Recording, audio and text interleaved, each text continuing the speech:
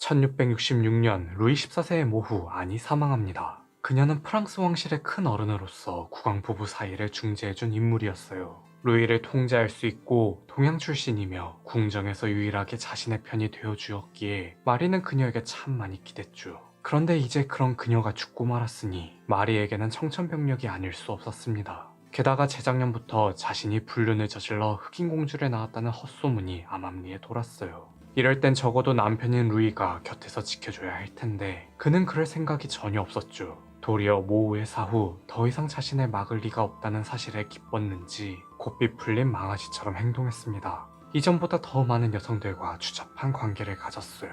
이는 마리뿐만 아니라 루이즈의 입장에서도 굉장한 골칫거리였죠. 어느 나라나 마찬가지겠지만 국왕의 애첩이라는 자리는 종신직이 아닙니다. 계속하고 싶다고 해서 평생 할 수 없어요. 왕의 사망, 새로운 경쟁자의 등장, 자신의 노화 등등 갖가지 이유로 언제든 쫓겨날 수 있죠. 쫓겨난 애첩의 말로는 어땠을까요? 목숨만 부지한 채 근근히 살아가는 경우가 대다수였습니다. 일례로 왕의 사망으로 쫓겨난 경우 기존 왕실 일가로부터 정치적 보복을 당하는 일이 허다했죠. 잉글랜드 국왕 에드워드 3세의 애처 앨리스 페레즈는 국정농단의 주범으로 물렸고, 러시아 황제 알렉산드르 2세의 애처 유리엡스카야는 일가 전체가 국외로 추방된 것도 모자라 사찰까지 당했으며, 잉글랜드 국왕 에드워드 7세 애처 앨리스 케펠은 아예 투명인간 취급해 알아서 떨어져 나가게 만들었어요. 오히려 프랑스 국왕 앙리 2세의 왕비 카트린처럼 애첩에게 관대함을 보인 경우가 매우 드뭅니다. 그렇다면 왜 숱한 여성들은 이렇게 위험천만한 애첩 자리에 눈독을 들인 걸까요? 이를 알기 위해서는 유럽만의 특별한 애첩 제도에 대해 알아야 하죠. 원래 유럽에서 귀족과 성직자 등 사회 유력자들이 정보를 두는 건 굉장히 자연스러운 일이었습니다. 중세부터 행해진 유구한 정통 중 하나였어요. 우리나라도 후궁제도라 하여 이에 대한 자세한 기록은 고려시대부터라고 하나 그보다 이전인 삼국시대에도 존재했다고 하죠. 그러나 유럽의 정부는 한국의 후궁과 비슷하면서 엄연히 다릅니다. 먼저 공통점부터 살펴볼게요. 첫째, 둘 다 정략 결혼 때문에 생겨났죠. 지난 네덜란드 편을 보신 분들이라면 합스부르크 왕조에 대해 기억하실 겁니다. 그들은 적극적인 결혼 정책을 펼쳤고 시골의 백작 가문에서 제국의 황제 가문이 되었으며, 이를 유지하기 위해서 근친혼도 서슴지 않았어요. 이는 우리나라도 마찬가지였습니다. 고려의 태조왕건도 같은 이유로 29명의 부인을 두었고, 후대 임금들도 왕조를 유지하기 위해 근친을 행했죠. 그만큼 동서양을 막론하고 높으신 분들에게 결혼이란 사랑이 아닌 수단에 불과했으며, 자기가 원하는 사람과 결혼하는 건 고사하고 자이든 타이든 필요하면 가족과도 결혼해야 하는 일종의 국가적 사업이었어요. 물론 그렇게 결혼해도 상대가 마음에 들면 다행입니다. 일례로 신라의 흥덕왕과 정목왕후가 그랬죠. 하지만 대부분은 그러지 못했어요. 이들도 인간이기에 당연히 사랑하는 이가 따로 있었을 겁니다. 그래서 정보와 후궁 외에도 남총, 첩, 소실, 즉실, 작은집, 시앗 등 다양한 명칭으로 그들을 가까이 한 거죠. 둘째, 높은 영아 사망률이 영향을 줬어요. 한 나라의 국왕 부부가 짊어진 가장 큰 의무는 무엇이었을까요? 바로 왕실의 존속입니다. 건강한 후계를 낳아 대를 잇는 게 최우선 과제였죠. 그런데 영아 사망률이 급감한 건 20세기부터였어요. 영양과 위생 상태, 그리고 보건과 의료기술의 진보로 이뤄낸 업적이었습니다. 14세기 중반만 하더라도 영국의 영아 사망률은 무려 22%였죠. 10명 중 2명 이상 죽은 거예요. 이는 왕실이라고 크게 다르지 않았습니다. 기대 수명 역시 24살밖에 되지 않았으니 왕실 입장에서도 고민이 깊었겠죠. 극단적으로 비유하자면 이제 막 성년이 된 왕비가 매년 임신과 출산을 반복한다 칩시다. 16살부터 24살까지 총 8명을 낳아도 이 중 2명은 사망, 나머지 6명 중 아들이 있을 거라는 보장도 없어요. 애초에 왕비가 출산 도중 또는 직후 사망할 가능성도, 힘들게 낳은 아이가 무사히 성년이 되지 못하고 죽는 경우도 배제할 수 없죠. 따라서 간단 명료하게 후궁이라는 창구를 두어 왕의 씨가 널리 뿌려질 수 있도록 한 겁니다.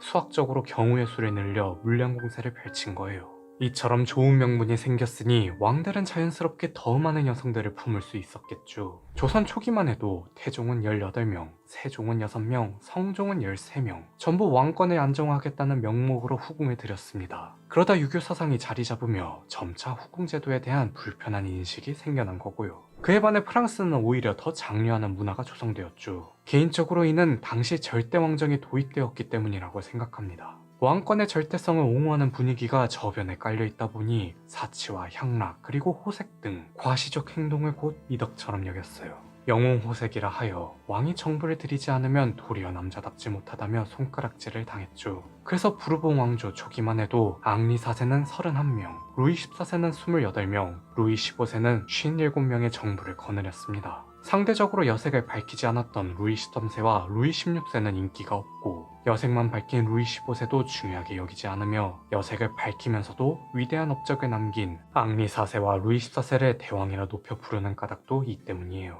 가장 큰 차이점은 결혼 여부였죠. 현재 우리나라는 일부일처제입니다. 그런데 한국전쟁 이전까지만 하더라도 일부일처 다첩제였어요. 본처는 하나만 둘 수 있으나 첩은 여럿을 둘 수 있게 했던 거죠. 이는 태종이 유저취저라는 법을 반포하면서부터 시작되었습니다. 태종은 조선 초기 일부 다처제의 문제를 해결하고자 처와 첩을 구별했어요.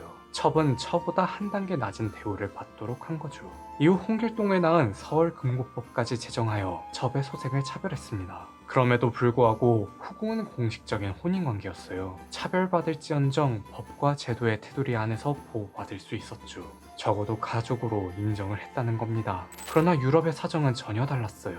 정부는 어디까지나 내연관계였죠. 정식 혼인관계로 인정받지 못해 법적으로 아무런 보호를 받지 못했습니다. 물론 후궁보다 자유로웠어요. 정부로서 다른 사람을 만나도 어떠한 처벌을 받지 않았죠. 그만큼 권리 또한 없었습니다. 대신 공인정부라 하여 후궁과 비견될 만한 제도가 존재했어요. 제 영상에서 애첩이라 언급된 이들 모두 이 정식 정부였는데요. 애첩은 굉장히 특별한 직함이었죠. 비공식 직함에다 여러 정부 가운데 한 명만 될 수 있기에 법적인 측면에서 다른 정부들과 별반 다르지 않았으나 권한만큼은 왕비의 버금 같습니다. 궁정에서 거주하고 왕의 고문 역할을 하며 심지어 왕비의 공식 업무인 외교사절을 접견하는 등 안주인으로서의 왕비 권한 대행이나 다름없었어요. 애첩의 자식들도 정부의 자식들과 차별 대우를 받았죠. 기본적으로 정부의 자식들은 사생아로서 욕정의 부산물 취급을 당했습니다. 하지만 애첩의 자식들은 달랐어요. 왕위 계승권은 없어도 왕의 자식으로 공인받아 왕족으로서 활동할 수 있었죠.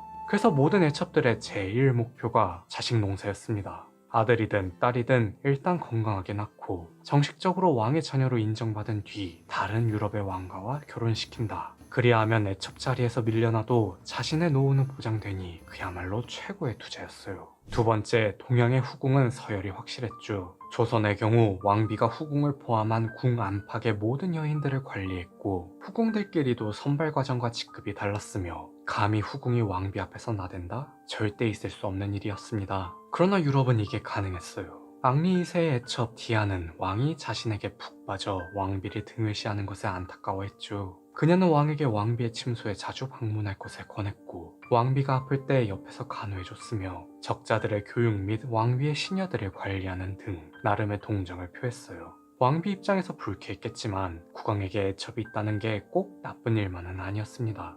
자신의 온갖 욕박지가 되어주었거든요. 실제로 왕이 애첩을 두면 주변에서 왕비를 동정하는 여론이 형성되었고 애첩을 향해 온갖 상스러운 표현을 사용했으며 그 대에서 발생한 모든 악재에 대한 책임을 애첩에게 뒤집어 씌웠죠. 왕비와 어차피 정략 결혼의 피해자임을 모두가 인지하고 있고 왕에게는 직접적으로 따질 수는 없으니 상대적으로 신분이 낮은 만만한 애첩을 들먹이는 편이 신상에 좋았으니까요. 마리 앙투아네트가 희대의 악녀 취급을 받은 이유 중 하나도 루이 16세가 애첩을 두지 않아서 라는 의견이 있을 정도였습니다. 1666년 루이 14세의 모후 안이 사망한 그해 그의 애첩 루이지의 뱃속에는 그의 네 번째 아이가 자리 잡고 있었습니다. 그녀가 루이의 애첩으로 인정받은 게 1661년 불과 5년 전인데 벌써 네 번째라니 거의 매년 임신과 출산을 반복한 것이나 다름없네요. 그런데 안타깝게도 그녀가 먼저 낳은 아이 셋은 모두 두 돌을 채우지 못하고 죽고 말았죠. 당연히 왕의 자녀로 인정받기는커녕 세례조차 거짓 신분으로 받았습니다. 그냥 없던 셈 친 거예요. 그러던 중 모후의 사후 루이의 또 다른 여자들이 속속 드러나기 시작했죠. 모후의 시녀 본트폰과 모나코 왕비 캐서린 샤를로트. 1665년 그는 루이즈를 만나면서 두 사람과도 불장난을 벌였습니다. 왕비 한 명과 애첩 한 명, 그리고 비밀 애인 두 명까지. 총 4명을 같은 해에 상대하다니 웬만큼 시간과 체력이 남아돌지 않는 한 불가능하지 않았을까 싶은데요. 다행히 당시 왕비와 애첩은 임신 중이었다죠. 그녀는 화가 났습니다. 동시에 불안했어요. 나만큼 그도 나를 사랑하리라 막연하게 생각해왔는데 막상 그의 속을 들여다보니 아니었던 거죠. 게다가 자신은 아직도 그의 건강한 아이를 낳지 못했고요. 그래서 그녀는 이번에는 꼭 떡두꺼비 같은 자식을 낳으리라 결심했습니다. 이 무렵 그녀에게 접근한 인물이 있었어요. 바로 희대의 요부, 몽테스팡 구작 부인이었죠. 그녀는 어쩌다 희대의 요부라 불리게 된 걸까요? 몽테스팡, 그녀는 모르테마트 가문 출신입니다. 모르테마트는 로슈슈아르 가문의 반계로 그 기원은 무려 980년부터 시작되었어요. 그만큼 프랑스에서는 가장 유서 깊은 가문으로 잘 알려져 있죠. 그녀의 아버지 역시 유명했습니다. 선대왕 루이 13세의 중마고우로서 파리의 시장이 된 입지전적인 인물이었어요. 단순히 운이 굉장히 좋아서 출세했다고 생각하실 수도 있을 테죠. 그러나 당시는 17세기, 순전히 운만 가지고 살아남을 수 있을 만큼 그렇게 호락호락한 시대가 아니었습니다.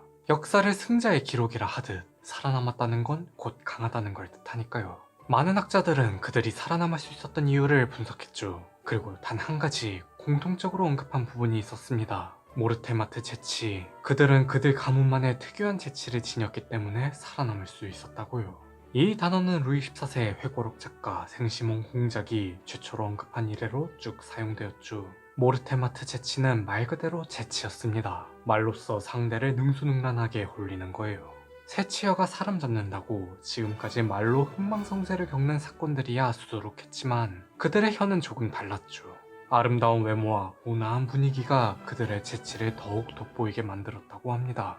가브리엘은 이러한 재주 덕분에 루이 13세의 친구에서 그의 첫 번째 왕실 기사단으로 임명되었고 재상 리슐리에와 왕비 안과도 친밀한 관계를 유지했으며 1630년 뒤풀이의 날 형제들이 모후 마리의 편에 들었다가 추방당했을 때 오로지 그만이 리슐리의 편을 들어 살아남았어요. 그리고 루이 14세도 그를 중용하여 후작에서 공작으로 승격해 파리 시장 자리에 올랐죠. 몽테스팡은 그런 아버지를 빼닮았습니다. 재치는 물론이요 야망도 넘치고 신심도 뛰어났죠. 부모님의 교육관으로 인해 11살부터 생트수도원에서 소수 정예로 운영되는 엘리트 교육을 받았습니다. 그러다 1660년 20대가 되어 본격적으로 궁정 생활을 시작했는데요. 그녀는 오를레안 공작 부인, 즉 마담이었던 앙리에트의 시녀로 임명되었죠. 그렇습니다. 루이의 애첩이 된 루이지의 후임으로 배정된 거예요. 그녀는 궁정에 들어가면서 개명을 했죠. 본명 프랑스아제에서 그리스 로마 신화의 아테나 여신을 뜻하는 아테나이로요. 그녀는 왜 뜬금없이 개명을 했을까요? 이에 대해서는 몇 가지 이유를 꼽을 수 있습니다. 첫 번째, 너무 흔해서. 지금도 서양은 동명이 굉장히 많죠. 이는 이름이라는 것에 대한 개념이 동양과 다르기 때문이에요. 우리나라의 경우 한 가정의 아이가 태어나면 온 가족이 모여 이름을 지어주는 장명의 경향이 강합니다. 그래서 항렬자나 돌림자를 사용하고 그 속에서 적당한 뜻과 발음을 고려하며 당대 맥락과 시대상을 반영해서 만들죠. 반면 서양은 이름을 고른다는 개념이 강해요. 서양은 그들이 믿는 종교와 신화 그리고 역사 속 인물들의 이름 중에서 하나 선택하죠. 따라서 상대적으로 이름에 쏠림 현상이 많이 일어납니다. 1965년에 영국 유명 락밴드 비틀즈가 미셸이라는 곡으로 히트친 뒤 수많은 여자아이의 이름이 미셸이 된 것도 이러한 영향 때문이에요. 우리랑은 개념이 완전히 다르죠. 아무튼 다시 본론으로 돌아와서 당시 프랑스는 종교적으로 가톨릭의 영향을 받았기 때문에 프랑수아즈라는 이름 역시 가톨릭 성인 프랑수아의 여성형 이름입니다. 애초에 프랑수아라는 단어도 중세 불어로 그들의 조상 프랑크족과 프랑스인을 의미하기 때문에 꼭 가톨릭이 아니어도 엄청 흔했을 거예요. 두 번째, 살롱의 영향. 몽테스팡이 태어난 시기만 해도 프랑스에는 문학살롱이 활발하게 운영되고 있었죠. 당시 살롱은 이탈리아에서 건너온 문화로 당대 가장 뛰어난 여성 중 한 명인 랑부의 후작 부인이 주도했습니다. 살롱에 대한 자세한 내용은 앞선 영상에서 다뤘기 때문에 넘어가도록 할게요. 아무튼 많은 여성들이 또 다른 사교계의 역할을 한 그녀의 살롱에 모여 수다를 떨었죠. 시사, 철학, 문학, 저널리즘, 도덕성 등 그들의 수다 주제는 다양했습니다.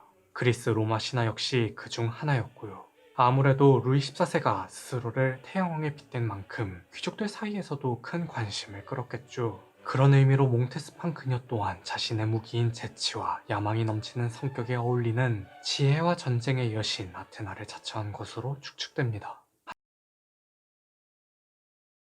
하지만 그녀는 얼마 못 가 궁정을 떠나요. 결혼을 했거든요. 평범한 결혼이라면 궁정을 떠날 필요까지는 없었을 겁니다. 그러나 그녀의 결혼은 다사다난했죠. 그녀는 라트레무아유 가문의 장남 루이와 약혼을 했는데요. 1663년 그가 집단 결투에서 패한 뒤 돌연 포르투갈로 망명을 해버린 겁니다.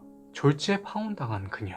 다행히 곧이어 등장한 남자가 있었으니 그가 바로 몽테스팡 후작이었죠. 두 사람의 만남은 그다지 운명적이지는 않았어요. 그의 형제도 그 집단 결투 사건에 참여했다가 죽었거든요. 두 사람 다 참고인으로 조사를 받다가 만나게 되었습니다. 그 자리에서 그는 그녀에게 한눈에 반했죠. 그는 끊임없이 그녀를 찾아가 청혼을 했어요. 그녀는 그가 그렇게까지 마음에 들지는 않았습니다. 하지만 선택권이 없었죠. 자신의 잘못은 아니지만 파혼을 당했으니까요. 지금도 파혼에 대한 시선이 곱지는 않잖아요. 당시에는 얼마나 더 심했겠습니까? 더욱이 그녀는 이미 홍기가 다 찬 만큼 미루면 미룰수록 불리한 건 본인이었죠. 결국 두 사람은 결혼식을 올려요. 이것이 비극의 시작이었습니다. 그녀는 학업을 위해 떠난 생트 이후에는 평생 파리를 벗어난 적이 없는 사람이에요. 게다가 현재 궁정과 살롱을 오가며 사교계 활동을 활발히 하고 있는 중이었죠. 그런데 남편의 영지 몽테스팡은 현재는 옥시타니, 과거에는 가스코뉴라고 부르는 프랑스 남서부 지방에 위치한 변방 중의 변방이었습니다. 그렇다면 적어도 수도에 개인 저택을 마련해 그곳에 머무르면서 지내면 참 좋을 것 같은데요. 그의 능력으로는 작고 허름한 집 한 채 구하는 것도 벅찼죠. 자기만 후작일 뿐 영지도 작아 속빈 강정이나 다름없었습니다. 물론 사람은 나쁘지 않았어요. 잘생기고 순박하며 가정적인 딱 시골 청년 같았다고 하죠. 문제는 여기서 발생했습니다. 시골 청년은 도시 처녀의 씀씀이를 도저히 감당할 수 없었어요. 그는 그녀를 위해 열심히 일했죠. 전쟁에 참전해 지휘관으로서 공을 세우고 그 돈으로 아내와 어울리는 살롱을 지어줄 생각이었습니다. 그러나 그는 그녀의 야망을 품을 정도로 이제에 밟지 못했어요. 사업 수완도 통솔 능력도 형편없었죠. 그런 와중에 그녀는 점점 사교계에서 두각을 보였습니다. 이는 그의 부담을 점점 더 늘리는 결과를 초래했고 무리한 참전으로 이어져 빚만 계속해서 불어났으며 집의 채권자가 들이닥치는 악순환이 반복되었어요. 남편은 어떻게든 빚을 갚기 위해 또 집을 비우고 아내는 하염없이 기다리는 부부 사이에 아이가 둘이나 태어났음에도 이들은 행복하지 않았죠. 결국 그녀는 결심했습니다. 집을 떠나기로요. 몽테스팡은 다시 궁정에 복귀합니다. 그동안 여러 살롱을 오가며 늘린 인맥 덕분에 복직을 할 수 있었죠. 그녀는 다시 마담 앙리에트의 시녀가 되어 일은 전번과 동일했으나 마음가짐은 달라졌습니다. 절치부심과 와신상담의 심정으로 인생 역전을 위한 아주 독한 마음을 품었죠. 그도 그럴 게 그녀의 집안 사정은 그야말로 처참했거든요. 남편은 가만히 있었음 중간이라도 갔을 텐데 루이 14세의 총애를 받겠다고 빚을 내 기병대를 창설했습니다. 그리고는 굳이 참전하지 않아도 될 전쟁에 뛰어들어 손해만 보고 있었죠. 그래서 남편을 대신해 루이를 유혹하기로 나서요.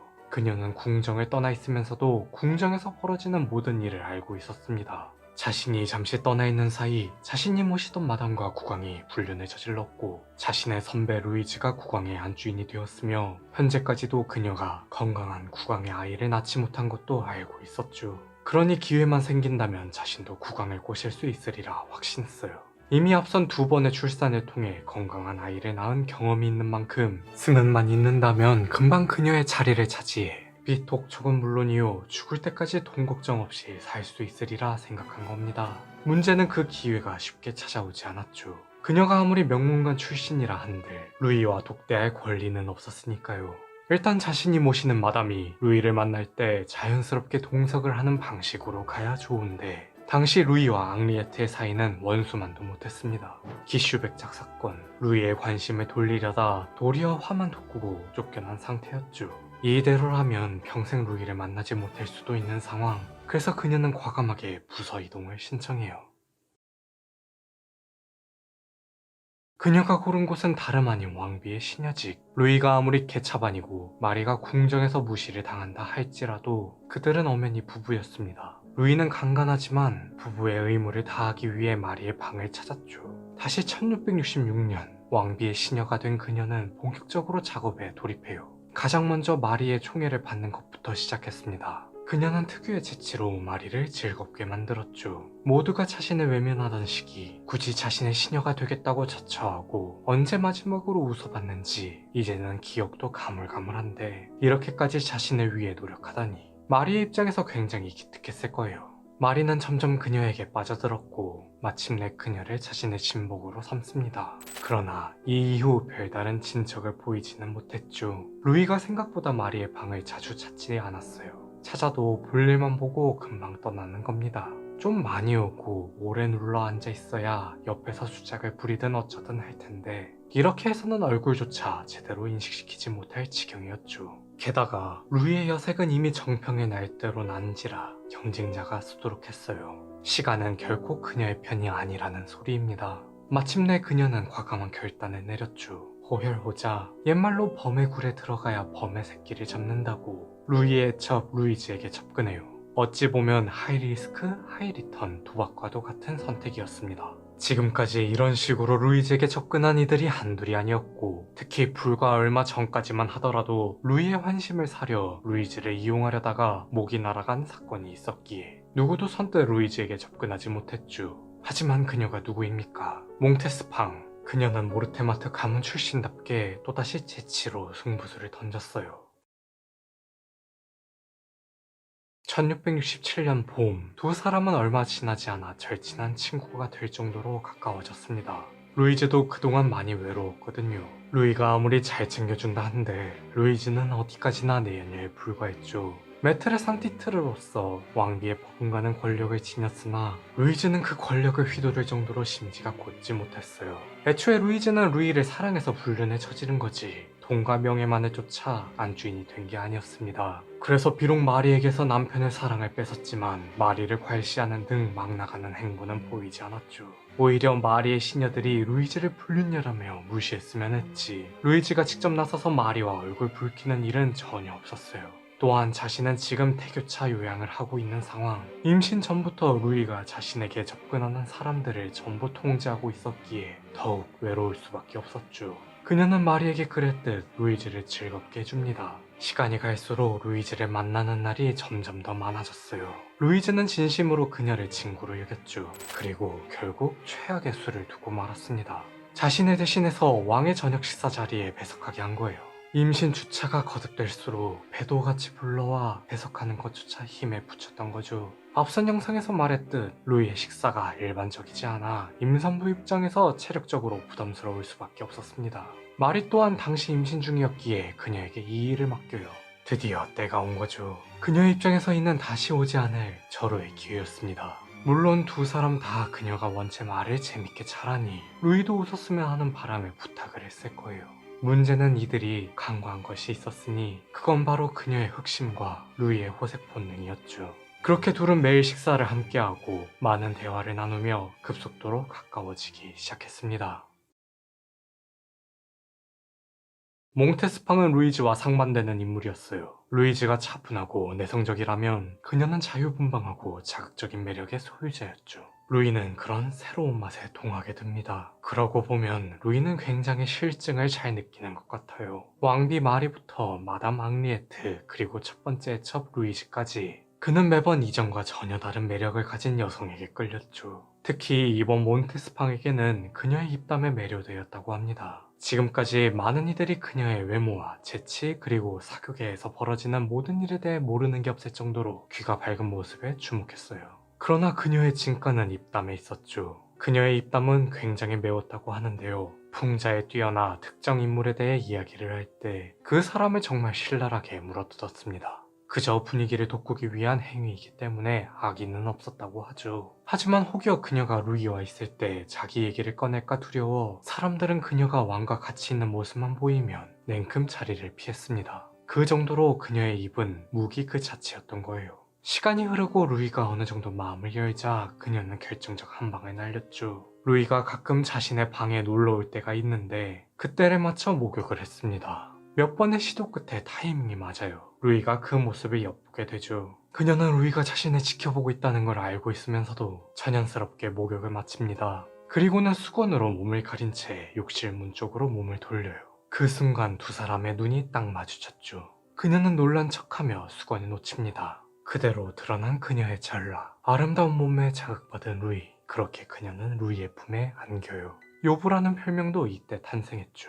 이제 상황은 급변하기 시작했습니다. 루이는 그녀의 거처를 루이즈의 옆방에 마련해요. 그녀를 가까이 하고 싶은데 아직 안주인은 명목상 루이즈였기에 그녀를 방패 삼아 만남을 계속 이어가려 했죠. 이게 무슨 운명의 장난도 아니고 앙리에트가 루이즈에게 한 짓을 루이가 루이즈에게 그대로 한 겁니다. 그러나 그의 연막 작전은 얼마 못 가 들통나고 말아요. 루이가 그녀의 방을 밤마다 찾아가니 궁정에서 둘의 연문이 파다했죠. 마리와 루이즈 두 사람은 친구의 배신에 분통을 터뜨립니다. 하지만 때는 이미 늦고 말았어요. 1667년 5월, 루이는 루이즈에게 라 발리에르와 보르주 여공작 자귀를 내리고 동시에 그녀와 낳은 딸 마리를 자신의 호적에 올렸죠. 그동안 정말 바라고 바란 일이었습니다. 그러나 그녀는 마냥 기뻐할 수 없었어요.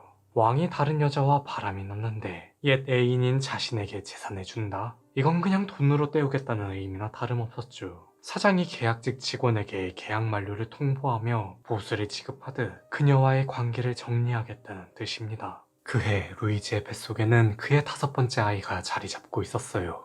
또다시 임신을 했죠. 그 정도로 그녀는 루이를 진심으로 사랑했으나 결국 그의 애첩이 된 지 6년 차에 접어들어 버림받고 맙니다. 1667년 몽테스팡이 루이 14세의 애첩이 되었을 무렵 그녀의 남편은 전장에 있었습니다. 그는 무려 11개월이나 집을 비웠는데요. 이번에도 역시 손해만 본 데다 부상까지 입은 채 돌아왔죠. 그런데 오랜만에 돌아온 파리에서 그가 느낀 건 뭔지 모를 위화감이었어요. 낡고 좁아터졌던 집은 화려한 궁정으로 옮겨졌고 아내의 옷도 휘황찬란해졌으며 무엇보다 아내의 배가 불룩해진 겁니다. 자신이 집을 비운 건 11개월 전. 아무리 긍정적으로 생각해봐도 내 애라고 하기엔 셈이 맞지 않았죠. 집안이 발칵 뒤집혔어요. 그는 길길이 날뛰었습니다. 아내는 그런 그를 보며 의아했죠. 당시 궁정에서 어떤 유부녀가 왕의 정부가 되면 주변에서는 남편을 축하해줬어요. 자신의 아내를 왕에게 바쳤으니 응당 대접을 받았거든요. 무엇보다 애첩이면 모를까 아내가 일반 정부라면 아내가 낳은 사생아를 자신의 호적에 올려줘야 했는데요. 왕은 자신의 사생아에게 재산을 주고 싶으면 그 부부에게 자귀를 내림으로써 편법성 증여를 했죠. 비록 성매매를 통해 부자가 되었기에 주변의 시선은 조롱반 시샘반으로 이루어졌으나 애당초 대부분의 남편들은 내연남, 그것도 국왕이 자신의 아내를 건드렸다고 항거할 만한 배짱은 없었습니다. 그러니 이를 빌미삼아 돈과 자귀 그리고 명예 등 어떻게든 조금이라도 더 많은 이권을 챙기려 들었어요. 사자보다 하이에나가 되고자 한 거죠. 그런데 그는 사자였습니다. 그냥 여느 평범한 보통의 왕도 아니고 아직은 완전히 여물지 않았더라도 절대 군주이자 태양왕이라 불리는 루이 14세에게 직접적으로 반기를 든 거예요. 그만큼 그는 능력은 형편없을지라도 아내를 진심으로 사랑한 애처가였다죠. 가브리엘도 처음부터 루이에게 항거할 생각은 없었어요. 본래 귀족의 권력은 국가로부터 나오고 국가의 수장은 왕이니까요. 자신의 이러한 행위는 본인뿐만 아니라 가문 전체, 즉 수많은 사람들의 운명을 건 것이나 다름없었죠. 기원전 12세기 고대 그리스에서 벌어진 트로이 전쟁이 기원 후 17세기에 작게나마 펼쳐진 것이었습니다. 아내 한 명 때문에 가문 전체의 목숨을 건다라. 지금의 입장에서도 쉽지 않은 결정이죠. 하지만 그는 그런 결정을 내려야 할 정도로 여론이 좋지 못했어요. 대다수가 그 대신 루이를 옹호했습니다. 그들은 왕의 심기를 거스르기보다 아양을 떨며 콩고물이 떨어지길 바랐죠. 이러한 풍토는 훗날 무릇 왕이라면 호색 정도는 기본으로 갖춰야 한다는 사회적 가치관을 만들어냈고요. 물론 가브리엘의 편에 든 인물도 있었어요. 바로 불문학 역사상 가장 위대한 작가였던 몰리에르였죠. 그는 몽테스팡이 루이의 애첩이 된 이듬해에 암피트리온이라는 공연을 펼쳤습니다. 그리고 이 공연을 통해 루이의 호색을 풍자했고요. 암피트리온은 그리스 로마 신화에 등장하는 영웅이죠. 그의 할아버지는 메두사의 목을 뺀 페르세우스로 위대한 올림포스 신 제우스가 낳은 자식이었습니다. 게다가 그의 아들은 그 이름도 유명한 헤라클레스로 집안 자체가 고귀한 핏줄이 흘렀어요. 그런데 몰리에르가 왜 뜬금없이 암피트리온으로 루이를 풍자했느냐면 사실 그 고귀한 핏줄이 막장으로 이루어졌기 때문이죠. 제우스는 암피트리온이 전쟁에 참전하여 집을 비운 틈을 타 암피트리온의 모습으로 변장을 해 그의 아내와 정사를 나눕니다. 단지 그녀가 예쁘고 똑똑하다는 이유만으로 그런 짓을 저지른 거예요. 후에 암피트리온은 그 사실을 알고서도 제우스에게 따지기는커녕 헤라클레스라는 힘센 아들을 얻었다며 기뻐했죠. 공연에서는 그 모습을 지켜본 암피트리온의 부하 조지아스가 그들 모두를 조롱하는데요. 여기서 몰리에르는 조지아스는 본인, 제우스는 루이, 암피트리온은 루이의 간신들에 빗대어 풍자했습니다. 물론 몰리에르가 그의 편을 들었다고 해서 루이가 달라질 리 없죠. 그는 왕이 마음을 고쳐먹지 않자 간접적으로 항의를 하고자 합니다. 그리고는 굉장히 터무니없는 계획을 세웠는데요. 이렇게까지 해야 되나 싶을 정도로 일을 크게 벌였죠. 그는 반나절로 사창가를 떠돌았습니다. 그리고 매춘무 중 가장 병든 여성들을 찾아다녔는데요. 그는 그들과 관계를 가져 매독에 걸릴 생각이었죠. 그렇게 걸린 매독을 아내에게 전파시켜 최종적으로 루이에게까지 감염시키려는 게 그의 목적이었습니다. 자신뿐만 아니라 그렇게 사랑하는 아내까지 파국으로 이끌 참 역겨운 복수가 아닐 수 없었어요. 그러나 그의 계획은 얼마 못 가 들통나고 말았죠. 그리하여 결국 그는 직접 루이를 만나 항의하기로 마음먹습니다. 당시 루이는 생제르맹 앙레 궁전에 머무르고 있었는데요. 그는 마차를 몰고 그 궁전에 들이닥쳤죠.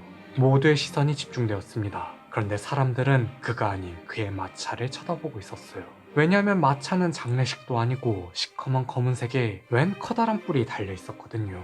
당시 이런 사슴뿔은 동양의 오쟁이를 뜻해 서양에서는 아내가 바람난 남편을 남편 머리에 뿔이 달렸다고 표현했죠. 그는 이를 자신의 머리 대신 마차에 장식해서 표현한 겁니다. 궁전에 도착한 그는 곧장 루이를 찾아요. 경비병들이 바로 앞에서 제지해도 그를 막을 수는 없었습니다. 그는 모두가 보는 앞에서 루이에게 빠졌어요. 대놓고 루이를 악당 취급하더니 갑자기 칼을 꺼내 들고는 무릎으로 그 칼을 부러뜨렸죠.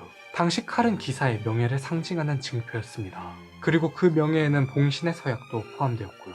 그런 칼을 자신의 왕 앞에서 부러뜨린다는 건 곧 서약의 철회를 의미했죠. 자신이 보여줄 수 있는 걸 전부 보여준 그는 그 길로 유유히 궁전을 떠났습니다. 왕권에 도전한 가브리엘, 루이가 가만히 둘 리 없겠죠. 루이는 어렸을 때 겪은 프롱드에 난 이후로 귀족들의 도전을 극도로 경계해왔어요. 그래서 법무부 장관이자 재무부 장관이었던 부케도 비참한 말로를 겪어야 했습니다. 가브리엘은 루이에게 따진 뒤 다시 마차를 몰고 집으로 돌아가는 길에 붙잡혔죠. 왕실 모독죄는 영장 없이 긴급 체포가 가능하거든요. 그는 지금 없어진 포레베크라는 이단에 수용하는 감옥에 수감되었습니다. 그곳에서 며칠을 보내고 고향으로 추방되었죠. 왕실 모독죄 치고는 굉장히 관대한 처사였어요. 그도 그럴 게 원인 제공을 루이가 했으니까요. 아무리 낯짝이 두꺼워도 루이에게 양심이 있다면 추방 이상의 형벌은 과한 처사였을 겁니다. 이성적으로 생각해보면 상대는 변방의 귀족에 능력도 없어 조직적으로 반란을 일으킬 제목은 못 되고 이미 많은 사람들이 목격한 사건에 불을 지펴봐야 가십을 좋아하는 귀족들의 입방 하나 더 탈 것이며 명색의 태양왕인데 정치적 셈법상 쪼잔함보다는 관대함을 보일 필요도 있었죠. 실제로 사람들의 관심은 빠르게 식어갔어요. 그럼에도 고향에 돌아간 그는 수많은 기행을 보였는데요. 멀쩡히 살아있는 아내의 무덤을 만들고 십자가에는 자신과의 결혼 기간을 적었으며 자녀들을 강제로 참석시킨 채 연례 추모 미사를 진행했습니다. 1670년부터는 16년간 거의 매년 파리로 올라가 루이의 신경을 거슬리게 만들었죠. 루이는 그런 그를 돈으로 유혹했어요. 후작에서 공작으로 만들어주겠다고까지 했습니다. 하지만 그는 오로지 아내만을 원하며 거절했죠. 1674년 6월 몽테스풍은 법원과 법무부 장관의 도움을 받아 공식적으로 남편과 별거예요. 이혼이 아닌 별거를 한 이유는 그녀가 간통을 저질렀기 때문이죠. 당시 이혼을 하려면 교황의 승인이 필요했습니다. 그런데 간통은 가톨릭에서 규정하는 7죄종 중 하나였어요. 절대 승인해 줄 리가 없었죠. 그래서 대신 별거라도 인정받아 남편과 떨어지려 한 겁니다. 그러나 그녀 또한 얼마 못 가 루이에게 버림받고 말아요. 루이가 또 다른 여자에게 눈을 돌린 거죠. 이에 대한 이야기는 추후 좀 더 자세히 다룰게요. 1691년 그녀는 결국 베르사유 궁전에서 쫓겨나 수도원으로 갑니다. 수도원은 가브리엘에게 그녀를 다시 데려가 달라는 편지를 보내요. 하지만 그는 이미 늙고 병든 뒤였죠. 그는 그녀에게 쇠약해진 자신의 모습을 보이고 싶지 않아 거절합니다. 1691년 12월 1일 아내를 너무나도 사랑했던 그는 아내를 다시 보지 못한 채 그렇게 죽고 말았어요. 그의 나이 51세, 무려 23년 동안이나 아내를 그리워했지만 그는 죽어서도 아내와 함께 묻히지 못했죠. 루이는 몽테스팡 부부가 죽은 뒤인 1711년 안틴 공국을 세우고 그들의 아들을 그 공국의 공작으로 임명하여 자신의 죄를 씻어냅니다. 여태까지 많은 여성들을 등장시켜 루이 14세의 여성 편력에 대해 이야기했는데요. 지금부터는 그들과 얽힌 전쟁과 외교 그리고 과학 등 재밌는 이야기를 들려드리겠습니다. 루이가 유달리 여자를 밝힌 건 맞아요. 하지만 마냥 시시닥거리기만 한 건 아니에요. 만약 그랬다면 프랑스 역사상 가장 위대한 왕으로 불리지는 못했겠죠. 앞서 언급했듯 프랑스인들에게 대왕이라 불리기 위해서는 업적과 호색 둘 다 갖춰야 하니까요. 루이는 자신의 성적 욕망을 충족하는 것 외에도 그들의 국가를 위해 이용했습니다. 1667년 상속전쟁이 그 시작이었죠. 상속전쟁은 1667년부터 1668년까지 프랑스와 스페인 사이에서 일어난 전쟁이에요. 말 그대로 루이가 스페인 합수부르크 왕가를 상대로 상속 문제를 제기했기 때문에 상속전쟁이라 부릅니다. 사실 상속은 어디까지나 명분일 뿐 본질은 두 국가의 패권 다툼 때문에 벌어졌지만요. 프랑스와 스페인의 갈등은 오래전부터 이어져 왔죠. 정확히는 프랑스와 합수부르크 가문 간 갈등이 여태 지속되어 온 건데요. 무려 200년도 더 된 개케묵은 유럽의 패권 경쟁이 드디어 종지부를 짓게 된 겁니다. 이 200년 갈등의 역사는 앞서 다뤘으나 다시 한번 짧게 짚고 넘어갈게요. 여러분의 시간은 소중하니까요. 지금까지 프랑스는 거의 지기만 했죠. 영국과 백년전쟁을 치른 지 얼마 되지도 않았는데 옆나라 신성로마 제국에서는 웬 결혼으로 황제가 된 놈이 프랑스의 알짜배기 땅을 노리지를 않나. 르네상스 이후 이탈리아의 국내 정세가 불안해져 눈독을 들일 때 스페인과 짜고 치고 골탕을 먹이더니 작정하고 자신들의 국왕을 포로로 잡아가질 않나. 급기야 자기들끼리 사돈을 맺어 북부를 제외한 사방에서 프랑스를 압박하기에 이르러요. 결국 프랑스는 앙리 2세가 백기투항하며 스페인 합스부르크 왕가와 겹사돈을 맺는 등 일당락을 지었습니다. 그럼에도 스페인은 위구너 전쟁과 30년 전쟁 그리고 프랑드의 난 등 끊임없이 프랑스를 견제했죠. 프랑스 역사상 발로아 왕조는 항상 스페인에게 밀리는 입장이었어요. 그러나 부르봉 왕조는 달랐죠. 본격적으로 유쾌한 반란을 일으켰습니다. 루이 13세를 필두로 스페인의 내정 간섭을 차단하고 리슐리에가 30년 전쟁을 성공적으로 이끌었으며 마자랭이 베스트팔렌 조약과 피레네 조약을 체결해 사실상 합수부르크 가문을 압살했어요. 루이 14세는 이러한 선대의 희생으로 별다른 노력 없이 유럽 패권에 도전할 수 있었죠. 베스트팔렌 조약과 피레네 조약, 두 조약으로 합수부르크 가문의 신성로마 제국과 스페인은 프랑스에 더는 덤비지 못했습니다. 하지만 여전히 이들 국가의 시민들은 서로 자신들의 국가가 패권국이라 주장하고 있었죠. 누가 더 잘났고 못났냐며 따지고 줄 세우는 게 뭐 그리 중요한가 싶겠지만 이는 상당히 중요한 부분이에요. 특히 인의예지를 중시하는 우리나라의 경우 예에 해당하는 의정 관례에 대단히 민감합니다. 국제행사 등에서 외교 결례를 저지르면 언론에 외교 참사라는 표현까지 등장하며 논란에 휩싸이기 십상이죠.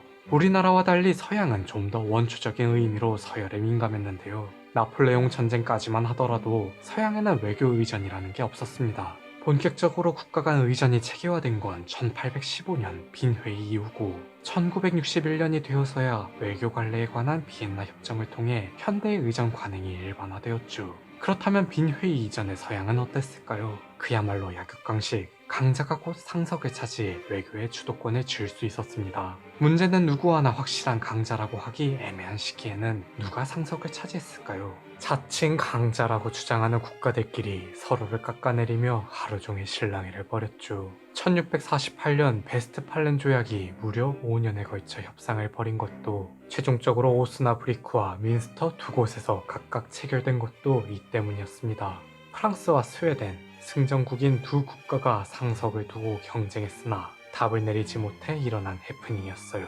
상속전쟁이 일어난 1660년대, 지금 이 시기도 그때와 비슷했죠.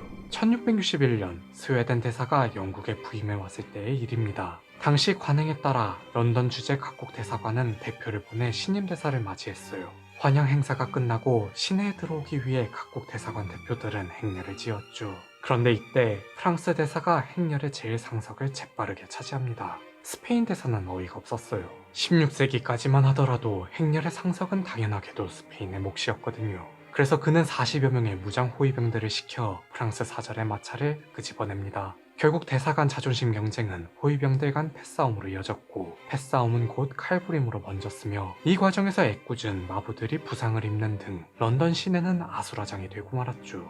이 사건을 보고받은 루이는 크게 노해 급기야 스페인과의 외교 관계를 단절합니다. 뭐 이렇게까지 하나 싶지만 루이의 입장에서는 그래야만 했어요. 왜냐하면 이 사건이 벌어진 1661년은 재상 마자랭이 죽고 루이가 이제 막 친정을 시작한 시기였거든요. 친정 초기부터 외교 문제에 제대로 대처하지 못하면 입지가 흔들릴 수 있으니 강경하게 나온 거죠.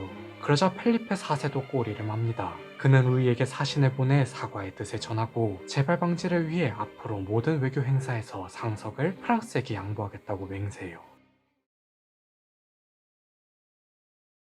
스페인과 상석 분쟁에서 승리한 루이는 이듬해 이번에는 교황과 마찰을 빚습니다. 사건의 발단은 굉장히 사소했죠. 1662년 어느 날 플라비오 치기 추기경이 근위대를 동원하여 리날도 데스테 추기경의 별장에 들이닥쳐요. 목적은 범죄 예방. 근위대는 데스테의 호위병들을 그 자리에서 체포하고 강제로 연행합니다. 갑자기 왜 같은 추기경들끼리 싸우나 싶겠지만 이 둘의 정치 성향이 달라도 너무 달랐다는 게 문제였죠. 플라비오는 당시 교황이었던 알렉산데르 7세의 조카로 진 합스부르크파였어요. 그에 반해 데스테는 친프랑스파였습니다. 로마 교황청은 두 팔을 중심으로 극명하게 나뉘어 갈등을 겪고 있었죠. 루이와 알렉산데르의 사이도 그리 좋지 못했는데요.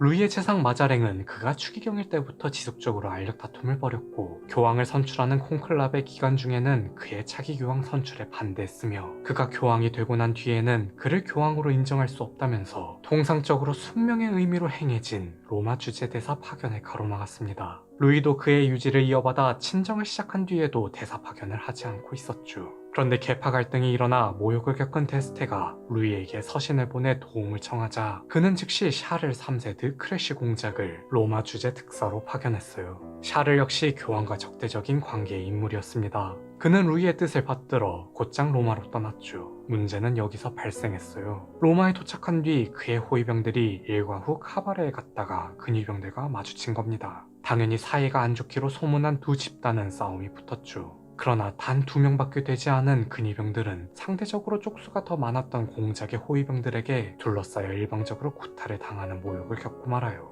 당연히 이는 심각한 외교 문제로 불거졌고 폭행에 가담한 호위병들은 처벌을 받습니다. 그럼에도 플라비오와 근위대는 분이 풀리지 않았죠. 마침내 1662년 8월 20일 플라비오는 복수를 하겠다며 근위대를 대동한 채 프랑스 대사관에 쳐들어가요. 분위기는 험악해졌고 양측이 총을 꺼내들었으며 곧 총격전이 벌어집니다. 이때 애꿎은 대사관 시종 하나가 치명상을 입고 말았죠. 고르시카 경비 사건, 루이는 즉각 파리에 주재 중인 로마 대사를 불러들여 강력하게 항의했어요. 그리고는 교황청과 아예 외교를 단절해버립니다. 당황한 교황은 2차례에 걸쳐 해명했고 관련자들을 전부 처벌했으며 총격 사건이 벌어진 장소에 상징물을 세워 사과의 뜻을 전했죠. 이 일을 계기로 많은 유럽인들은 이러다 프랑스가 정말 패권국이 되는 거 아닌가 하는 의구심을 품게 됩니다. 비록 상징물은 굴욕적이란 이유로 얼마 못 가 알렉산드르의 후임 클레멘스 9세 교황이 철거해버렸어요. 하지만 베르사유 궁전의 거울의 방 천장과 루이 14세의 승전비 그리고 퐁텐블로 궁전의 테피스트리에는 현재까지도 당시의 사건이 생생하게 그려져 있죠. 1665년 스페인의 왕 펠리페 4세가 이질로 추정되는 병을 앓다 끝내 사망하고 맙니다. 그의 뒤를 이어 카를로스 2세가 4살의 어린 나이로 왕위에 오르게 돼요. 이것이 루이가 유럽 패권에 도전하는 결정적 기회로 작용했죠. 카를로스는 온갖 유전병을 달고 태어난 괴물 그 자체였습니다. 합스부르크 가문이 자신들의 권력을 지키기 위해 수대에 걸쳐 행한 근친혼의 결과물이 그였어요. 루이가 늙어서 온갖 합병증에 시달렸다면 그는 태어날 때부터 온갖 장애를 앓았죠. 어려서부터 매우 허약해 6살이 되어서야 저질됐고 걸음마도 매우 늦었으며 10살 때까지 유모의 품에 안겨 지냈습니다. 언제 죽어도 이상하지 않는 상황, 루이는 이때를 노려 스페인을 집어삼킬 야욕을 내비쳐요. 그가 들고 나온 카드는 바로 왕비의 상속권. 루이는 자신이 왕비와 결혼할 때 왕비의 상속권을 포기하는 대신 거액의 지참금을 받기로 했죠. 그런데 스페인이 결혼한 지 7년이 지난 여태까지도 지급하지 않았습니다. 그는 이를 빌미삼아 스페인령 네덜란드를 침공한 거예요.